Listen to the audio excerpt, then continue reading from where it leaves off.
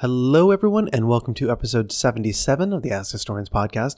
This is part 2 of our two-part series on the fallout and the aftermath of World War I in the Middle East, looking at how the modern nations and borders of that region got formed today by the kind of political wrangling and social upheaval and sometimes outright military action that was happening even during and after World War I. So in part 1, we looked primarily at the Ottoman kind of core empire, what is now modern-day nation of Turkey. And now in this episode, we're going to be looking more at kind of the, what we think of the Mideast proper.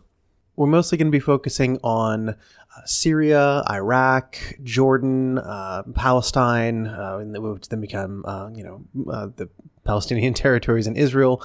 So that region mostly, we'll touch a little bit on Egypt, have a little digression that way, and we'll just kind of barely briefly mention Saudi Arabia. Unfortunately, we don't get too much in the Gulf states, but it's a big region, and we barely have time to cover it even here. And so unless we're going to do a 50-part series on it, we're never going to cover it. It's like our guest said at the very beginning.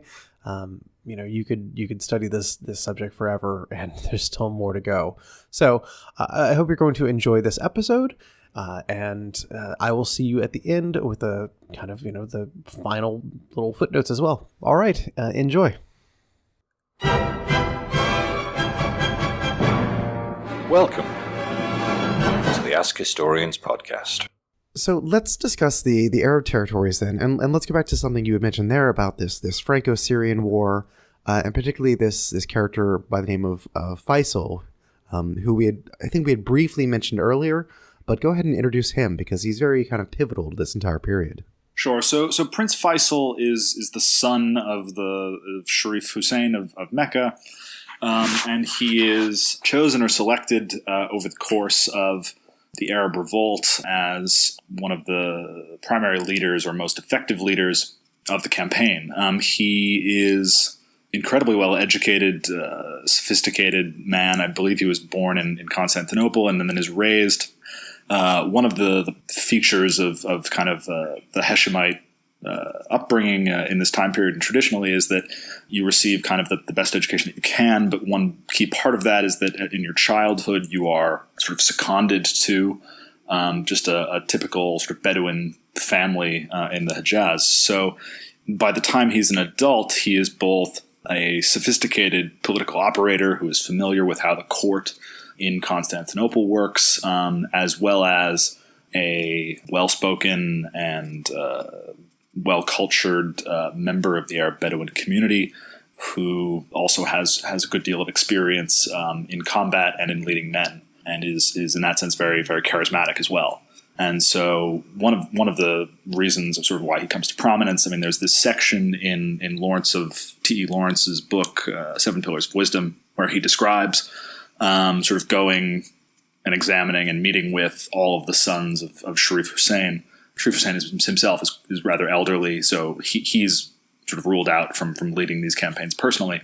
It has to be one of his sons, and Lawrence essentially picks out Faisal for all of these qualities, that he is kind of the best and most exemplary example of this family. After Damascus falls in 1918, and there's a bit of a rush on the part of both the British and Faisal to sort of get there first, the Arabs. It's engineered in such a way that the Arabs do get there first, and part of this is that there's an understanding towards the end of the war that how these territories are divided and occupied is going to, at least in part, be based on what the situation on the ground is. And so by having Faisal, who is a British client on the ground in Syria, in Damascus, in the most important city of Syria, that his claim or ability to establish himself there might be able to contest the French imperial claims, despite the radical power distinctions between one of the world's great powers and a rebel Bedouin army. So in 1920, he crowns himself king of Syria, and they fight a very brief campaign, of which the most well-known battle or the most prominent battle is a battle called Maysalun, which Faisal loses quite badly. and the French are fully in control of Syria, which it's worth noting that in an Ottoman context, Syria meant sort of greater Syria and consisted of more or less of what we would today describe as the modern states of Israel, Palestine, Jordan, Lebanon, and Syria itself. In the post-war context, Syria, the mandate of Lebanon and Syria is more or less the sort of Sykes-Picot minus the territory of Mosul version of Syria, which is to say the modern states of Lebanon and Syria. And so the French establish themselves there and install sort of local military governors and proceed with their approach to colonial administration. So when Prince Faisal was proclaiming himself king of Syria, it sounds like maybe it was unintentional, but it sounded like maybe he was thinking that he might have some British backing or support for being at least quasi-independent of French domination there. My understanding of this is that he knew that he could not receive explicit British support, that the British were not going to go to war with the French to back his claim. But the British were cognizant of the fact that the Hashemites generally were going to be British clients. And so their success, the success of the Hashemites, would be British success. And that's something that's true even afterwards. So, we'll I think get into this as we discuss Palestine. But when eventually Faisal's brother Abdullah is set up in Jordan, it is intimated to him that maybe someday you could also be king of Syria. And that doesn't. It seems like a bit of a pipe dream that he might be able to expel the French from Syria somehow. But that is something that the British. They make it clear that they wouldn't be opposed to, even if they can't support it. But in the meantime, Faisal is kind of failing upward because he gets booted out of Syria, but then becomes what is it? King of Iraq or something? Yeah. So he has to then depart Syria, and then at this point it's about it's 1920, and the British need to decide, okay, what are we going to do with these territories? The Sykes-Picot division of the relative spheres of influence have been supplanted by this sort of mandate system, the only question mark of which is really Mosul province. But at this point, the British have occupied Mosul province, which is kind of the northern third of Iraq, and that's going to be part of some kind of territory of Iraq or of greater Mesopotamia. And at roughly about the same time this revolt is going on in Syria, there is a corresponding revolt going on in Iraq. So the first British administrator who arrives in Iraq, a gentleman named Sir Arnold Wilson, who comes from India, tries to administer Iraq the way that the British administered India, in a kind of direct administration, in a way that would tend towards more or less complete annexation of Iraq into the British Empire. And there is a significant revolt. I mean, I think much more so in terms of the number of casualties than what Faisal was able to do in Syria against British rule, that sees cooperation between tribal sheikhs and some of the Shia leadership in Iraq, and also, Kurdish armed groups in the north, trying to just basically fight British rule. And there are, hundreds of casualties on all sides. I think there's a few thousand Iraqis die, at least a couple hundred British, and then there's a few hundred more British casualties. And so Churchill, and then, also then in Palestine, you also have riots break out, basically, in 1919 and 1920.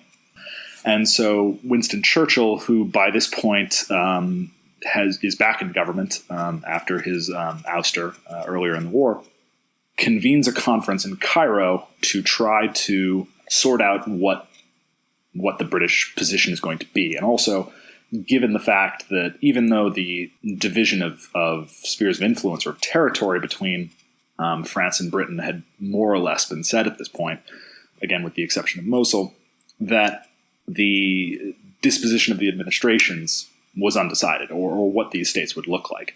I think even slightly earlier at San Remo, there had been some discussion about making one of the brothers a king of Iraq, but then also of what to do with what would eventually become Transjordan, which is, again, as I said earlier, that if Syria at this point had up to this point been pretty much the entire Levant, that Transjordan was going to be those parts of Syria that were not French and that were not designated for potential Jewish migration to Palestine, which is, it's just kind of an odd construction, but that's Jordan's kind of an odd state in that sense. And so what they come up with, given all of these problems, given that they still have to, at least try to rectify these promises that they had made in the Hussein McMahon correspondences, given that by this point, Churchill certainly has concluded that Britain cannot take on these territories in an imperial sense the way that they would India. I think at one point he even moots, sometime in 1919, whether or not it would not just be Britain would be better off just preserving the Ottoman Empire as it had been before the war, with maybe greater levels of British oversight in the Arab territories. But he's very hesitant, I think, about the idea of direct administration. And so what they come up with is known as either the Hashemite solution or the Sharifian solution to the British problem in the Middle East. So Faisal is promised that he will be king of Iraq, and his brother Abdullah is told that he will be a king in the newly carved out territory of Transjordan. And while this is something that is decided, it's actually something that they have to then carry out. So they effectively have to hold elections after this, or organize elections in order to create some kind of mass movement, or at least give the appearance of a mass movement of support in Iraq for Faisal, which had not up to that point existed. And so Gertrude Bell... completely free and open elections, I'm sure. Oh, absolutely. And then would be continued in the tradition of free and open elections in Iraq down to today, I think. The first election in Iraq was an engineered one, and it's more or less not improved all that much since. I mean, except possibly some of the most recent ones. But the result is that Arnold Wilson, who had been trying this direct administration approach, is taken out. Percy Cox and his assistant Gertrude Bell are put in, and they contrive to have Faisal elected in a landslide as king of Iraq. But I mean, how much real control does he have over? I mean, is he seen as kind of like a carpetbagger down from the Hejaz coming up, or how much real control and authority does he have? Well, that's part of the beauty of the plan of what they do. So I mean, I think when the original conception under Sykes-Picot is that Mesopotamia or Iraq would not include Mosul. And if you look at the demographics of what that state would have been, like the Sykes-Picot Iraq, it is a state that would have been overwhelmingly Arab and overwhelmingly Shia.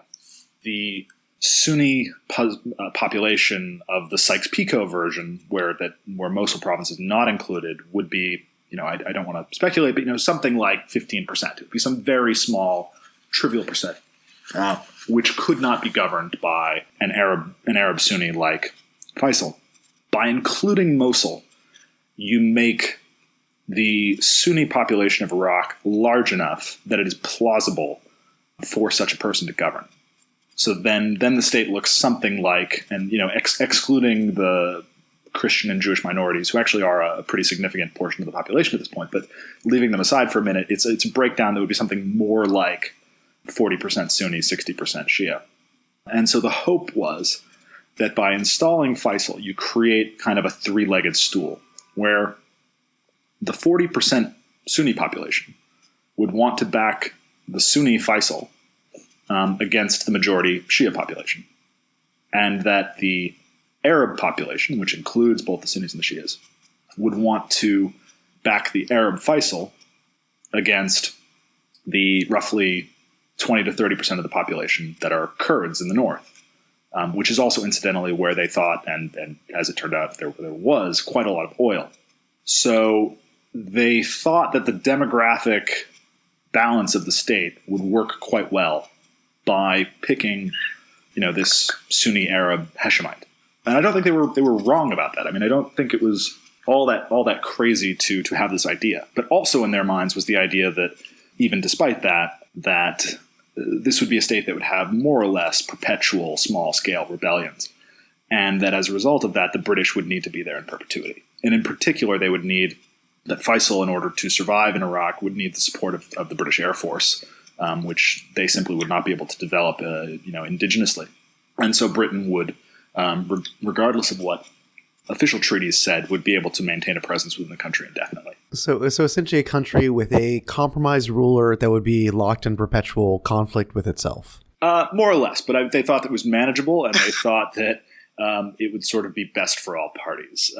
But yes, that's more or less the idea, that there was a level of it's whatever the opposite of divide and rule is. It's kind of combine and struggle or something. Right. So let's take a moment here, because we're kind of in like the early 1920s, mid 1920s, and let's kind of do a survey of what we have, of what has kind of sorted out from the end of World War I. So we have France over in kind of this greater Syria area, which includes modern day Lebanon and modern day Syria. We have Faisal, now King Faisal, in what is kind of modern day Iraq. We have his brother Abdullah in modern day Jordan. I believe we have an independent kingdom of Hijaz down in kind of the Mecca Medina area. What's going on with, say, Egypt at this time as well, and Palestine? Egypt is one that, I mean, it would be kind of a podcast unto itself, kind of what is going on in Egypt at this point. So when the war ends, and I think this is something, I don't claim expertise to sort of the Paris Peace Conference generally, but as a result of Wilson's 14 points, there is this international expectation amongst sort of occupied peoples that they'll be able to send delegates to the Paris Peace Conference and establish for themselves these, national self-determinations. So, I mean, if you read Margaret Macmillan's book, Paris 1919, I think she collects a lot of the really interesting, examples of this. I think she mentions, it's been a while since I've read it, but, Ho Chi Minh from Vietnam, I think, is there trying to get Vietnamese independence. But in the Egyptian case, Egypt, under one of the most prominent nationalist leaders in Egypt at the time, a man named Saad Zaghloul, organizes a delegation to the Paris 1919 Peace Conference. And the Arabic word for delegation is waft, al-waft. So this delegation that they send, the British, basically say, actually, let me go back 1 second. I think I've already mentioned earlier that between 1882 and the outbreak of the war, Egypt is ostensibly still part of the Ottoman Empire, even if it's been occupied by Britain and is under total British control. When the war breaks out, Britain declares Egypt to be an official protectorate. They actually had deposed the pro-Ottoman Khedive and established a sultan, and the Sultanate of Egypt then, subsequently I think becomes the king. That British position is now, what had ostensibly been Ottoman is now officially British. So when this delegation is sent, the British basically say, like hell you will, negotiate on the international stage. You are our protectorate. Saad Zaghloul and the Waft are detained and sent into exile in Malta and then the Seychelles.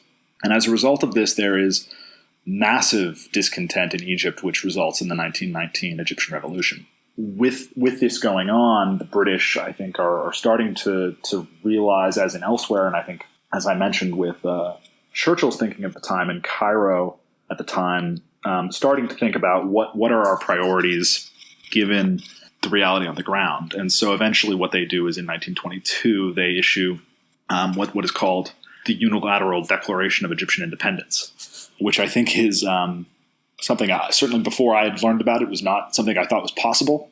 As an American, when our Declaration of Independence is us declaring for ourselves independence. The Unilateral Declaration of Egyptian Independence was Britain declaring Egypt's independence for Egypt. And as a result of that, they set the terms of what that independence would mean. And again, I think as we mentioned earlier, it's not the kind of independence that we would recognize as being meaningfully independent. So among the terms that are set in this independence, and I'll quote from it, quote, "The following matters are absolutely reserved to the discretion of His Majesty's government," meaning Britain, "until such time as it may be possible by free discussion and friendly accommodation on both sides to conclude agreements in regard thereto between His Majesty's government and the government of Egypt. A. The security of the communications of the British Empire in Egypt. B. The defense of Egypt against all foreign aggression or interference, direct or indirect. C. The protection of foreign interests in Egypt and the protection of minorities. And D. The Sudan." End quote. So between those, I mean, point A, when they say the communication, what they mean is the Suez Canal. So they've laid out the fact that they have a total authority to occupy any part of the country that they want in order to, secure the defense. They have access to Egypt's greatest asset, the canal, and that the protection of their interests will be guaranteed. Which, this is more or less the British approach at this time, which is, as long as we get ours, we don't really care what political system you come up with. And so as a result, Saad al-Ghul is allowed back. I think he becomes prime minister, but the limits of that, the power that he would have, or that a quote independent Egypt would have, are then tested. I think it's in 1926 when there's a British governor is shot to death somewhere in Upper Egypt, Lee Stack. And as a result of those negotiations, Saad al-Ghul eventually resigns because he just can't put up with sort of the demands the British are making. He does eventually come back to government, but then dies shortly thereafter. But it's I think it's a good model for what the rest of the region would be in for several years later. Well, let's move to another one of those regions that we haven't talked about yet, and let's talk about Palestine then, because at this point we had mentioned it briefly earlier, but in 1917 the British had put forth this Balfour Declaration, which had basically said that gave tacit approval to creating a Jewish state or a Jewish homeland, leaving it very vaguely defined what that means in that area. Right, and I mean, I think it's telling sort of the confusion over those two terms, because it is, again, one of these incredibly, along with the terms of the exclusion in the Hussein McMahon documents, one of these tortuously debated declarations in international law that is, down to this day, just the amount of debate that exists. Whole books can and have been written over the meaning of small words. And I'll, just kind of briefly touch on some of those. But just in terms of an historical discussion, there is no position effectively that I can take on Balfour that will not excite incredible controversy from one party or another, either pro-Zionists or Arab nationalists, and so on. And I've had discussions with all of these individuals of all of these persuasions, and it's just one of these torturous questions that there is no version of it that's going to please everyone. But I think it would be worth just reading the Balfour Declaration. It's a very short, it's a sentence really, that I think we can discuss some of the reasons why that debate exists. And so the Balfour Declaration reads, quote, "His Majesty's government view with favor the establishment in Palestine of a national home for the Jewish people, and will use their best endeavors to facilitate the achievement of this object, it being clearly understood that nothing shall be done which may prejudice the civil and religious rights of existing non-Jewish communities in Palestine, or the rights and political status enjoyed by Jews in any other country." End quote. And so it's a very, very kind of vague statement that promises everything at the same time while promising nothing. Right, and part of that is that they're using terminology that doesn't have, at this point in history, any precedent or meaning in international law. So the phrase national home has no legal meaning in international law when this declaration is made in 1917. There are people who approved of and signed off on the Balfour Declaration, and certainly many the Zionists themselves, who understood that a national home for the Jewish people in Palestine would eventually result in the creation of a Jewish state. Right? So when Herzl in the 19th century writes his book defining what the Zionist movement is, he calls it Der Judenstaat, the Jewish state. He does not call it, the Jewish, their Jewish national home. It's not. There's an understanding among the Zionist movement what their sort of goals are. And again, just such on the controversy. I'm not trying to use any of these phrases like there are people who use Zionist and Zionist project and Zionist goals in kind of a anti-Semitic or conspiratorial way. I'm not dealing with any of that. But just there were Zionists. I think among them Chaim Weizmann. These people who tried to secure the Balfour Declaration knew what they were trying to do, and I think couldn't necessarily get some of the guarantees that they wanted, but knew that it would tend in that direction. But that being said, the way that it was phrased certainly provided the British with an out. So while there were members of the British establishment who knew or even supported the notion that this project would be one that would tend towards the eventual creation of some kind of something that we would today call the State of Israel. So in 1919, Balfour issues a memorandum where he basically says, private memorandum, saying that this project that we've embarked upon is bigger than the concerns of the 700,000 Arabs of Palestine, and that's just something that they're going to have to take, recognizing that it's sort of in contravention of some of the other promises that had been made, but that's not in the text itself. It's also worth noting that of the promises that had been made so far, this Balfour Declaration is the only one that was made in public. So the Sykes-Picot Agreement is a private agreement. The Hussein McMahon correspondences are private and wouldn't be published even until, I think the first publication of them was George Antonius's book, The Arab Awakening, which I think wasn't published until the early 1930s. But yeah, I would just reiterate that the what the British were committing themselves to was not necessarily made clear, and that was partly by design. So, what is the situation in Palestine then in kind of the mid-1920s?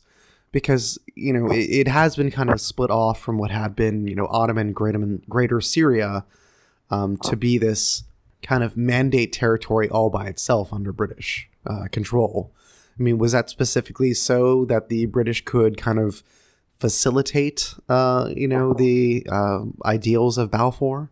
Not entirely. So in Sykes-Picot, there's an understanding that most of that territory of Palestine would be an internationally controlled zone between Britain, France, Russia, and whichever other of the allies wanted to take part in the administration of that territory.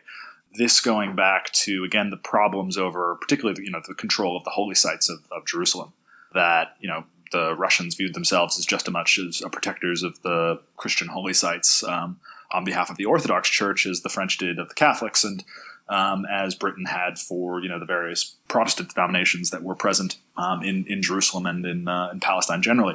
So the notion that Palestine was going to be governed separately exists more or less from the outset. The problem is that designation is not anywhere included in the Hussein McMahon discussions. And this goes back to that discussion about, the territories lying to the west of Damascus, Homs, Hama, and Aleppo, which the British justification for this is that somehow Palestine is in, the weirdest technical way that they could put forward is actually to the west of those cities. There is a legalistic argument that they made about that, which I personally don't see any plain sense meaning in which that is possible. If you look at where those cities are, and if you look at what Sykes-Picot was, it's clear to me that they are reserving the French coast, the coast of Syria for the French. And there's just no way in logic that, they could have possibly meant, and we also meant Palestine. I just don't see it. They could have said that if they wanted to. So, how is, Jewish immigration to this kind of unusually carved out area? How is it proceeding, and how is it being received in that area? One of the issues here is that the pre-war, or at least pre-1920 demographic figures for Palestine are neither very accurate nor well agreed upon. There was Jewish migration as part of the Zionist movement to Palestine prior to World War I. That was mostly negotiated between sort of international Zionist organizations and Zionist individuals and the Ottoman government to purchase territories, particularly sort of large farmland and that kind of thing, where they would buy either disused or large farm properties. But the total numbers of immigrants to Palestine prior to World War I is relatively small. I can't speak with enough authority to quote actual precise figures. I think it's in the low tens of thousands out of, I think, as I mentioned, a kind of overall estimated population of something like 700,000 people. And some of the figures I've seen are that Jews were probably a majority of Jerusalem, given its status. And then, of course, you also do have I'm going to be careful in using this word because it's I guess a non-Zionist pre-existing population in Palestine of largely sort of Orthodox and other devout Jews who are living in some of the cities that are sort of regarded as being the most holy, which I think are sort of Jerusalem, Hebron, and I think there's two others, but it's a relatively small population in comparison with the overall Arab, Christian, and Muslim populations. And so right about this time, we've gone over a lot of kind of these shuffling and wheeling and dealings and kind of high-level power politics. But, what were the people on the ground thinking about this? Because at this point, there's an American report, the King Crane report, which is being compiled, although it would not be published until later. But it seems like that was kind of an American attempt to kind of get a handle on, at least if not in practice, at least in theory, what the people wanted in terms of self-determination.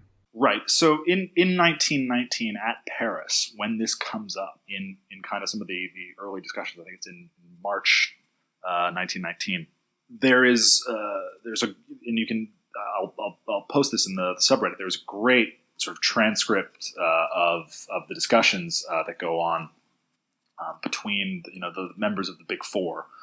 So Lloyd George, Clemenceau, I always forget the name of the Italian. I think it was Orlando and Wilson about sort of what is to be done with the Ottoman Arab territories. And the first half of this discussion is really just, I think, as you're mentioning, just a reiteration of this endless back and forth on claims and territories and who gets what and carving all of this up between the French and the British, and who told who what when. And then Wilson kind of steps in and just makes this extraordinary speech of, when people describe things as being, Wilsonian idealism, they are talking about, kind of this moment where he sets out that his goal is, nothing less than the peace of the world, just setting his sights low. And then from there talks about kind of what was meant by the 14 points and how, it's all well and good for Britain and France to talk about what they want, but what really matters is, the self-determination of the peoples on the ground. And so they agree to set up some kind of commission that will go forth and determine this and report back. And on that basis, that's how they'll make their determinations, which sounds kind of wonderful. But the problem is that Wilson is incapacitated by a stroke in 1919. And although the commission goes forward I think it's in 1920, neither the British or the French at this point are willing to commit anyone from their side to participate in the commission because they don't really recognize it, and Wilson is not really around to enforce it. And it becomes clear in 1920 that the Americans don't want anything to do with it. But it is this really interesting document, and it presents this kind of what-if scenario about what some of the sort of the peoples of this region wanted. And so it was not quite a public opinion survey, but it was about as close to that as you could get, and in a way that was almost about as scientific as you could get. So what it did was it collected petitions of sort of towns and villages around the region, but kind of particularly in Greater Syria. And, so while while each of these sort of delegations or petitions that were sent might not have been entirely representative of a given area, we're talking about men, and the petitions were, signed by kind of elite figures in those communities and so on and so forth. But taken as a whole, given the sheer number of petitions that you receive, it does start to paint a picture about what the peoples of these territories might have wanted. And there are some interesting results. So one of the things is that for the most part, the people of Syria want a united Greater Syria. There are some defining features of certain of these communities that are interesting given the discussion that we're having. So almost the defining feature in terms of attitudes of the people of Palestine is that they do not want Zionist migration. The Greater Syrians as a whole are opposed to this idea, but it's the sort of the vehemence of it of the Palestinians is one of the most marked features of that for that community. There is amongst the Maronites of Mount Lebanon also a quite distinct position in that they are one of the few groups that is pro-French, that does want kind of separation from Greater Syria. I think some of our American listeners might be amused to know that, the delegations generally understood that there was going to be what was called a mandatory power, which is that when these mandates were established, that some country was going to have to be in control of them. And they kind of recognized the fact that they weren't quite ready for full independence. And so recognizing that, when asked who they wanted their preferred mandatory power to be, the choice of the Syrians was that the United States should be the mandatory power. The problem with that being that their reason for wanting that was the same reason why it was never going to happen, that they viewed the Americans as being disinterested and therefore neutral, but the level of American disinterest kind of precluded them from wanting to be interested. Exactly. There simply was no interest amongst the Americans. So just to kind of we also have these kind of broad strains occurring here, and I'm looking more kind of like this idea of like these Hashemite kings in Iraq and in Jordan, kind of contrasted with this more kind of, I guess you could say, parliamentary government in Egypt, and this report coming out with this kind of strong sense of kind of Syrian nationalism. But I mean, this is the point where we have this strain of pan-Arabism, which would kind of, because if anyone has ever tried to track kind of the arrangement of nation states in the Middle East throughout the 20th century, you'll see that they pretty often come together in sort of these, confederations and then split apart and come together in different arrangements as well. To what extent are these calls for independence by these Arab peoples here are more on grounds of kind of a pan-Arab identity, or is it more about local nationalism?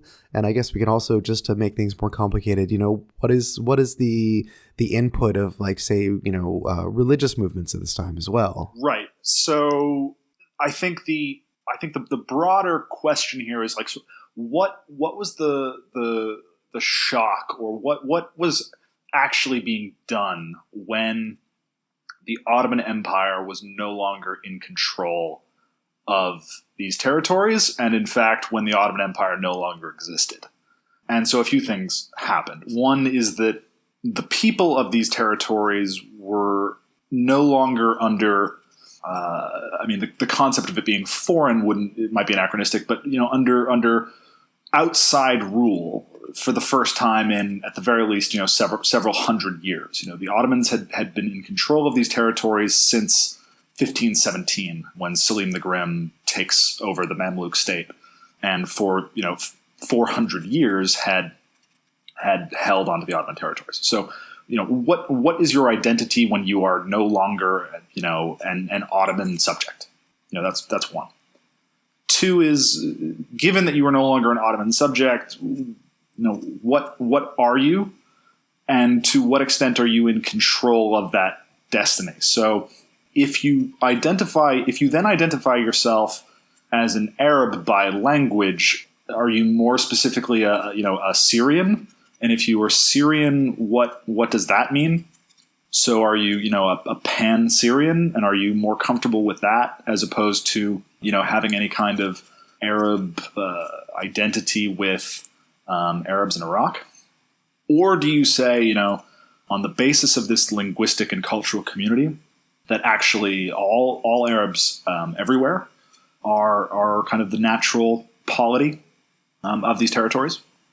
Or do you have even much more local considerations? Are you a member of a particular tribe that stands to benefit by taking particular positions or fighting against certain groups, or advancing your own interests?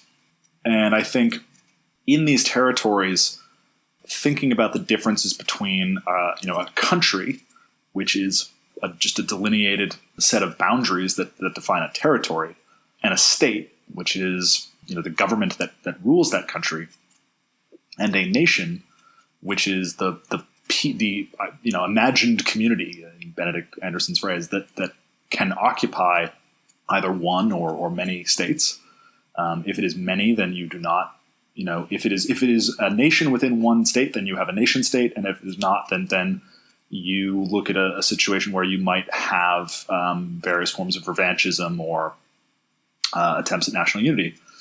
It's clear that when the Ottoman Empire falls, you have very quickly the outside powers trying to delineate countries. There is an effort within them to establish states, But the question of what these nations would be was unanswered. And so until the start of the 20th century, there really just isn't such a thing as an Arab nationalism.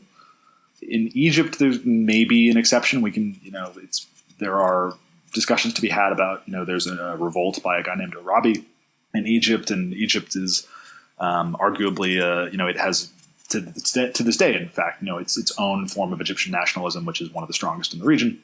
But in these other states, there is not initially and naturally any kind of, Transjordanian nationalism, or to the extent that there is a Palestinian nationalism, it is to a great extent just an anti-Zionism and an anti-imperialism.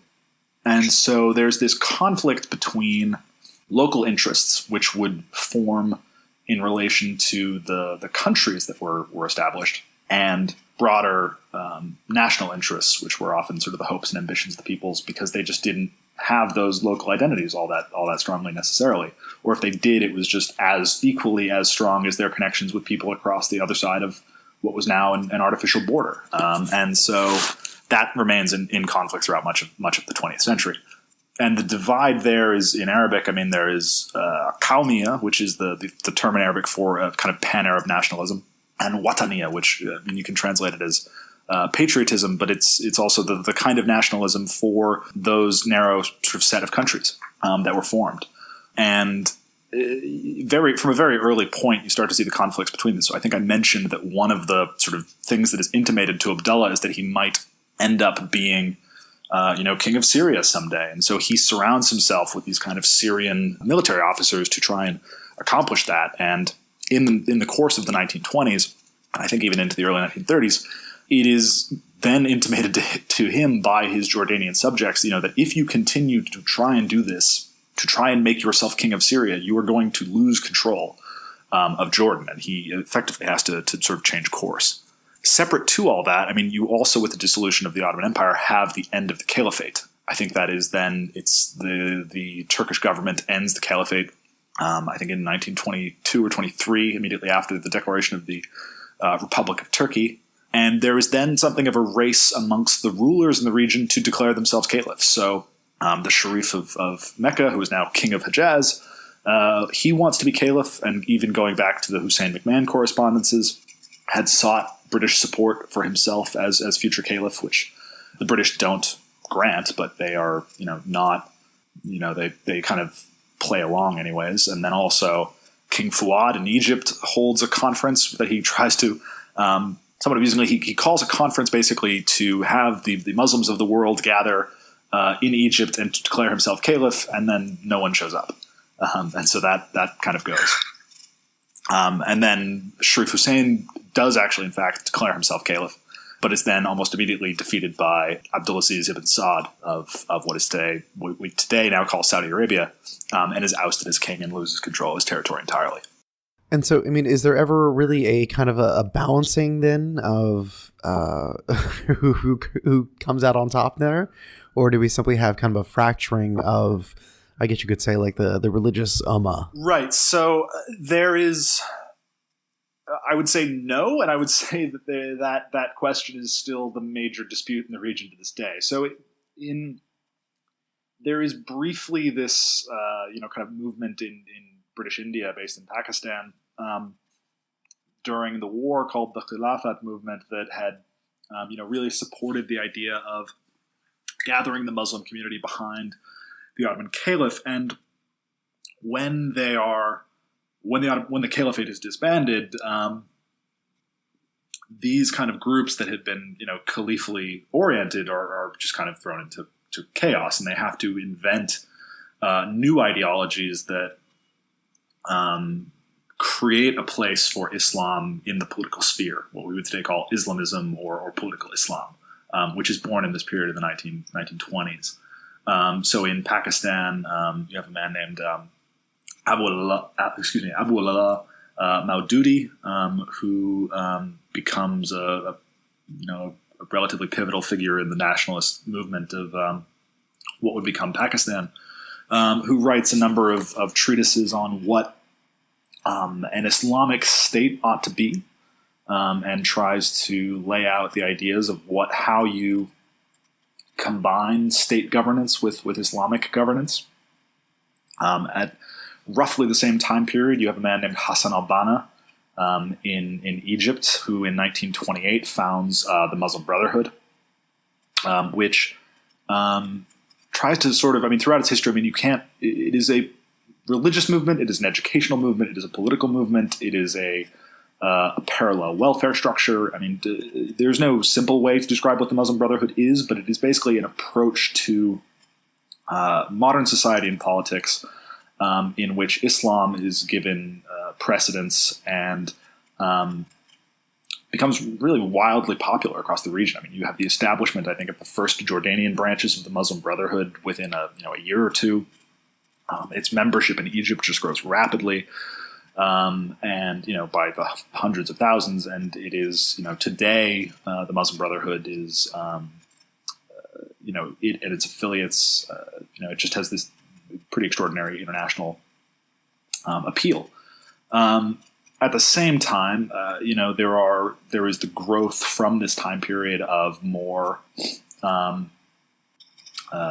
nationalist independence movements. Either amongst the leadership or amongst the populace, and I think that then culminate, decades later, in the pan-Arab nationalist movements of the 1950s and Nasser and eventually the Ba'ath Party, which is Michel Aflaq, in the 1930s and 40s, which have to come out of this and try to figure out what does it mean to be a nationalist in a imperial colonial context, and that's something that they have to work out. But no, in answer to your question, there really is no resolution to that, and I think it remains an unanswered question to this day. So I think my final question here before we move into the epilogue would be that just to note that parts of the mandate system existed all the way up until World War II, particularly the French portions, but other parts kind of devolved. The local government was devolved to the people there.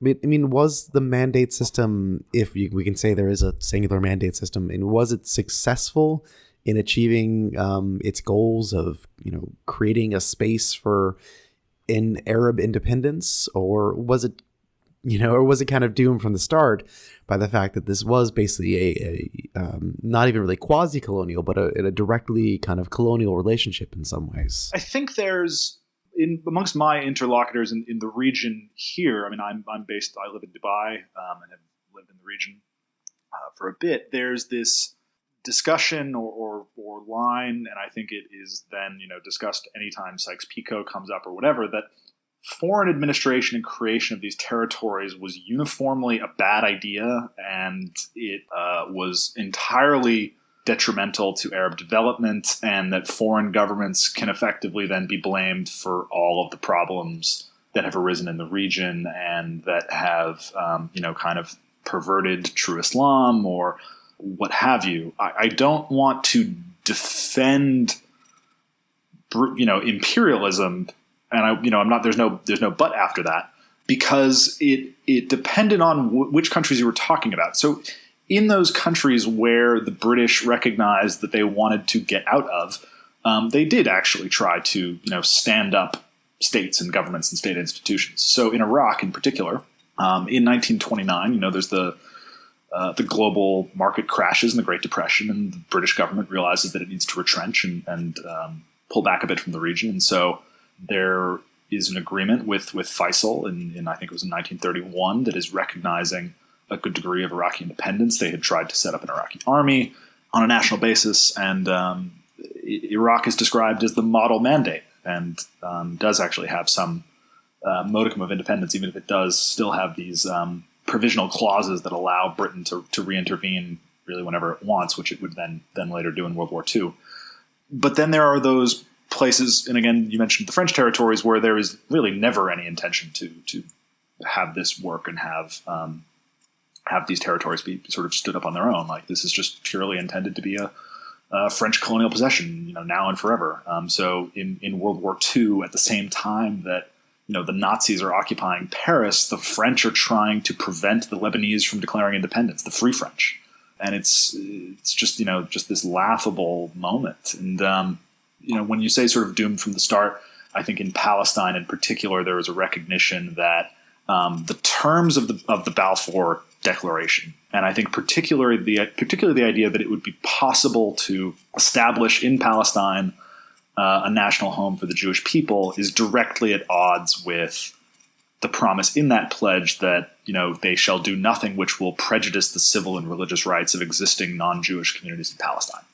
That is not going to happen and is just not possible. But even down to things like British education policy for local students, it just ends up being different for Jews and non-Jews in Palestine, and their level of cooperation with local civic organizations. And there are various reasons for that. So in 1936, there is a massive Arab uprising against British rule, which is then defeated by 1939, and then is followed by a Jewish campaign after the war. So if those two had been reversed, that if you had had a Jewish uprising against British rule in 1936, I think that would then have been defeated. And if there had been an Arab revolt, it's not that, history is preordained to have had some of these outcomes, but there just was never a way that the way that this was promised or imagined was going to work out. And I think that proved true in Syria and Lebanon and in Palestine in particular. Iraq is an interesting example where, I think today we view Iraq as being just this perennial sort of intractable problem based on, the ongoing war there. But between, say 1930 and 1979 or so, when Saddam Hussein comes to power, I don't think anyone would have said that. They overthrew the Hashemites in the 1950s, but it's not a country that you would have looked at from much of its history and said, this is just going to be, just an abattoir of just death and destruction. The way that and the same is true of Syria, right? Where you would not have looked at Syria for most of the 20th century and said, this is going to be where the greatest mass slaughter of the 21st century would happen. So I'm hesitant to ascribe the mandate system, whatever its failings to be the for modern problems or contemporary problems, to be a direct consequence of that, even if they're influential. Well, just as an epilogue, I'm going to put you a little on the spot then and say, because as you mentioned earlier, there is this idea that these kind of artificial borders that were drawn after World War I and that have persisted till today have kind of, grouped together the sectarian groups which don't necessarily like each other or agree with each other or necessarily want to get along with each other. And that as a result, has been kind of a root cause of some of the intractable conflicts in this area. Just as kind of close us out here with a little kind of speculative, riffing. Would you say that the borders and states that came out of this World War I period have on net had more benefit or more negative effects on the region? This is it's an inherently counterfactual question, right? It's not, we can't turn back the clock and say, okay, what happens if we just establish a uniform Arab independent Hashemite state the way that Hussein McMahon envisioned, and whether or not that would have worked, which I don't really see how it could have. But I think there are conflicting features about it, about the discussion that is had about these borders. One is that everyone is in agreement that the borders are terrible, and everyone is also in agreement that they can't figure out any other way to draw up the borders. And so these have actually been some of the most resilient borders that continue to exist in the world today. And I think the reasons for that are part of the reason why drawing these borders was never going to be a straightforward task to begin with. So in our contemporary political discussion, you have someone like Joe Biden saying, when he was running for president in 2008, I think he said, we'll just divide Iraq into three. Well, you'll have Kurdistan in the north, and you'll have Shiistan in the south, and you'll have Sunnistan in kind of the middle. In 1918, 1919, 1920, that's just not possible. 20% of the population of Baghdad was Jewish in 1920. It's just, you're living in just a radically different kind of world. And no one at the time thought that that was a good idea. Neither the Arabs nor the British. The only people who might have, of those three, who might have wanted something like that were some of the Kurdish independence movements. But that faces then the same problem you have today, which is that the borders of Turkey that established that most of the Kurdish population would be living in Turkey were not established by outside foreign powers, but by the Turks. And we covered why and how that happened. And so it's the same problem for why you can't just set up, a Kurdish state in northern Iraq.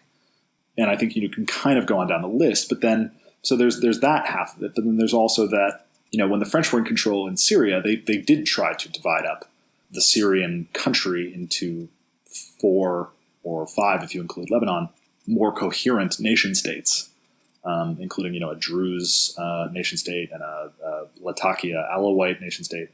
And the Syrians rose up in revolt against that and said, no, we're not going to accept that. We want to be a unified Syria. And which, today it seems to be that the common wisdom is that the opposite would have been, that actually carrying out the French plan would have been better. So there is certainly criticism at the level, I think, of arrogance that was involved in some of this nation building. But I'm just unconvinced that the argument that there was some kind of natural boundaries with or without Arab input that could have been constructed in the region that would have been much better. And also, on the other hand, I am convinced that as in Europe, the introduction of nationalism to a region tends to be associated with massive population exchanges, mass slaughter, refugees, genocides. And so when you have a group of territories that, as I said, had not for hundreds of years been any kind of independent country, state, or nation, are then created, I think it's just unsurprising that in the 21st century we are seeing all of those problems that came about with European nationalism availing themselves in the territories where these nationalisms were delayed for quite some time. Well, Andrew, I want to thank you so much for speaking to us on the AskHistorians podcast today. Yeah, absolutely. It's been a pleasure speaking with you. And as always, thank you all so much for listening. I hope you enjoyed the show. I mean, this is a pretty excellent one on a topic that, well, I mean, like a lot of the topics we try to cover here, it's just not really well taught in schools. And so it's something, if you haven't done your own kind of research into it, a lot of this is probably all new to you. And it is a very, very in-depth topic. I mean, we probably could have picked one of these countries and gone in-depth to it, multiple episodes just by themselves. So I hope you enjoyed it. I hope you have plenty of questions as well. You can take those to the discussion post. We had some excellent questions in the last one there. So you can go to the Ask Historian subreddit and we'll have the discussion post stick it up there. If not, you can click the sidebar for the Ask Historians podcast and, or just search for the Ask Historians podcast in Reddit's terrible search feature. So that's reddit.com/r/AskHistorians. That's where we are. And you can find all the back episodes as well with links to discussion posts at askhistorians.libsyn.com. That's kind of our show landing page index right there. We're also on SoundCloud and iTunes and Google Play. And I have finally fulfilled my long-standing promise of putting some of the back episodes up on YouTube. And so I'm getting those slowly but surely up on there as well. So we're everywhere, kind of. I mean, not really. It'd be a little creepy if we were in your shower. Although you probably could find some sort of water safe player that you could play and listen to these in your shower. They do tend to be kind of long. So I don't know, maybe like a nice hot bath instead of a shower. I'll leave that up to you. This is getting a little too personal. So anyway, thank you all for listening. Thanks to our Patreon supporters for supporting the show.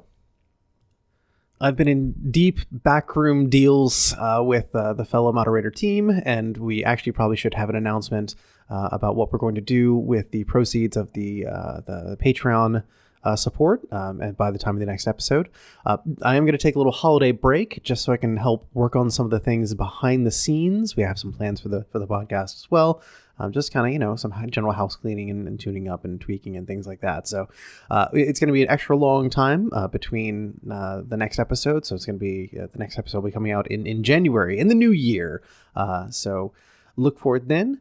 And until then, I hope you all have a happy holidays. And for those of you celebrating solstice, sacrifice that goat extra hard for me, okay?